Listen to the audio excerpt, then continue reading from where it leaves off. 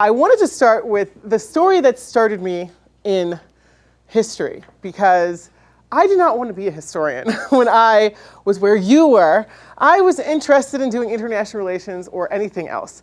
But I had to take a class in order to kind of fill my requirements. We all know how that goes. And so I chose a class, Material Culture in Early America. And I thought it would be an interesting class. But when I got there, I realized that the final paper was on an object. And it was 40 pages on an object. And I thought, oh yes, I'm about to fail this class. I really shouldn't have done this. But I stuck by and I found my object. And the object I found was a tombstone, a grave marker for a young girl. She would have been considered a teenager.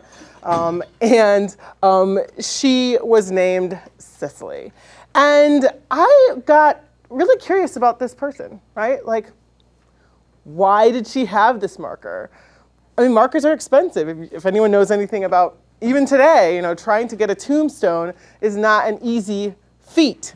And so this is something that really stayed with me, really got me kind of wondering, and it's what pulled me into history. And so I wanted to share the marker with you. I know I've talked to you about kind of the story in the past when we first met, but I wanted to show you the marker just to show you what evidence in history can do to kind of change your perspective, right? And make things a little bit different. Because this marker wasn't, in a cemetery in Charleston, South Carolina, or somewhere in Virginia. No, this marker was across from the main kind of Harvard Yard in a small cemetery known as Old Cambridge Burial Ground.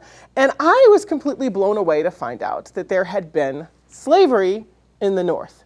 This is not something that I knew about, I'd even heard about before.